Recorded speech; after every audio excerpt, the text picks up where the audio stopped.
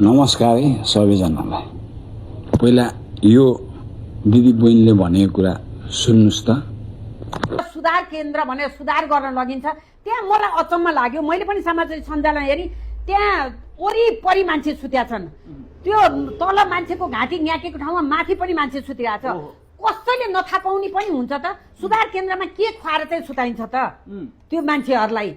कि औषधि खुवाएर लट्ठ बनाएर सुताइन्छ र कसैले थाहा नपायो कि सबैको मिलो मतो भएर यो मान्छेलाई मार्नै पर्छ भनेर त्यो योजनाबद्ध मारिएको कि होइन भनेदेखि त्यतिका मान्छे सुतेका छन्, कोही नै टलमल गरेका छैनन् भनेपछि त्यो पनि एउटा शङ्कास्पद छ। त्यो चाहिँ सम्बन्धित निकायले पक्कै पनि पत्ता लगाउने छ। हेर्नुहोस्, चिच्याउँदा एउटा नि एउटाको निन्द्रा बिउजिँदैन त?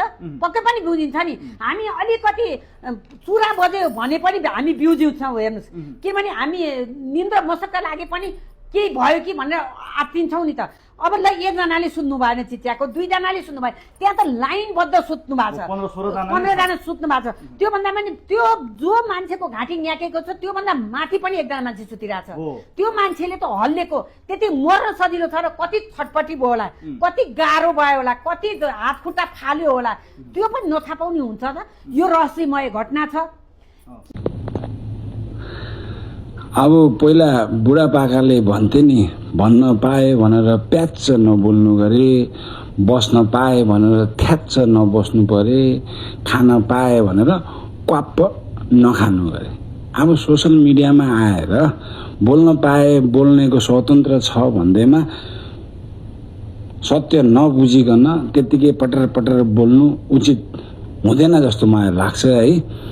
रह्यो अब यो मैले खास यो भिडियोको रिप्लाई किन दिन खोजेँ भन्दाखेरि यो एउटा प्रश्न आछ क्या, त्यहाँ त्यत्रो मान्छेहरू त्यहाँ सुतिरहेछ अनि कसैले नि साथ नदिने, कोही उठेन, अनि के सबैको मिली मतोमा त्यो मान्छेलाई मारिदिएको हो त भन्ने प्रश्न आछ है। यथार्थ मलाई पनि थाहा छैन, तर म रियाबमा काम गरेको कारणले गर्दाखेरि हाम्रो रियाबमा नि त्यो रुल छ के है। राति 10 बजेपछि यानी लाइट्स अफ भएपछि कोही उठ्नेवाला छैन। पिसाब लायो, टोयलेट लायो भनेपछि उठ्न पाइयो। आफ्नो बिस्तारदेखि उठेर टोयलेटमा गएर टोयलेट गरेर फेरि सुत्ने हो। सुत्ने यानी चट्ट आँखा बन्द गर्ने, निन्द्रा लाने नलाने आँखा बन्द गर्ने, पल्टिने हो। यहाँ यता हेर्ने उता हेर्ने, अरूसित गफ गर्ने होइन, त्यस्तो केही गर्न पाइन्न कि। त्यहाँ नियम हुन्छ कि एउटा रियाबको है। त्यहाँ रह्यो कुरा अब तिनीहरूलाई कसले हेर्ने त नि? त्यहाँ हेर्नको लागि विशेष मान्छेहरू खटाइएको हुन्छ, रातभरि ड्युटी हुन्छ। त्यहाँ प्रत्येक हाम्रो रियाबमा चाहिँ ठ्याक्क घन्टामा एक घन्टामा परिवर्तन हुन्छ। एक घन्टामा 2जना मान्छेहरू हेरिरहेका हुन्छन्, घुम्दै हेर्छन् को उठेछ, कसैलाई केही गाह्रो भएको छ कि के भएको छ।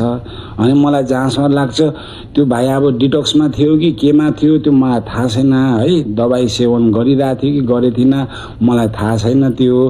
तर हाम्रो रियाबमा चाहिँ जब मान्छे डिटक्समा हुन्छ त्यो मान्छेलाई 2जना व्यक्तिले चाहिँ हेरिरहेको हुन्छ। त्यो 2जनाले हेर्ने हो, जति हेर्ने हो, जसलाई जे समस्या पर्यो त्यो 2जनाले मात्रै हेर्ने, अरू उठेर हेर्न पाउने, सुन्न पाउने, सोध्न पाउने अनुमति हुँदैन।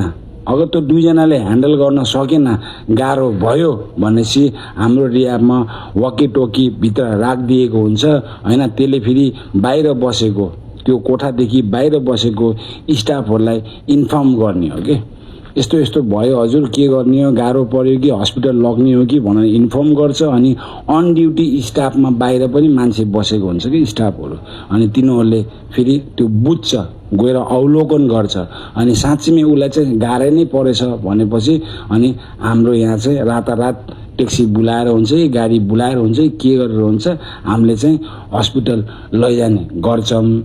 त्यो दिदी बहिनीले चाहिँ के भन्यो भन्दाखेरि सुधार केन्द्रमा सबलाई ड्रग्स है या त कुनै दबाई या त कुनै औषधि खुलाएर चाहिँ मस्त सुताइदिन्छ भन्ने सोच हाल्न लाग्यो कि समाजमा।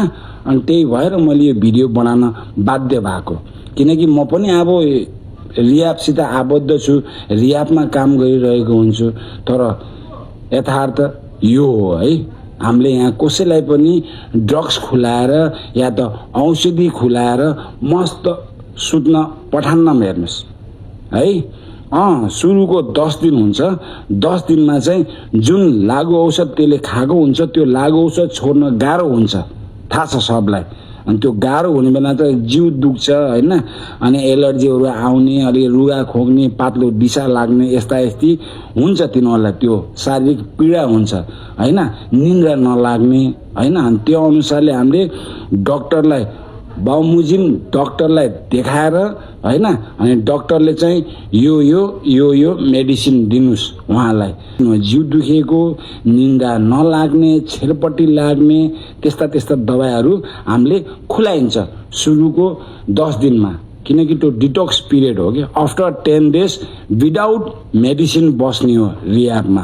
कसैले केही पनि दबाई चाहिँ प्रयोग गर्दैनन् है। लागु औषध त ताराको कुरा हो।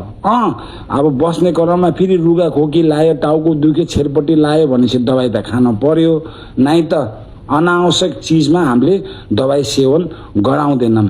र यो भ्रम हटाइदिनुहोस् कि रिहाबमा चाहिँ थोरै मात्रामा लागु औषध दिन्छ होला, खुलाउँछ होला, त्यही भएर त मजाले सुत्छ भन्ने सोच्नुहुन्छ होला, त्यो गलत हो है हजुरहरू। हस् त, धन्यवाद।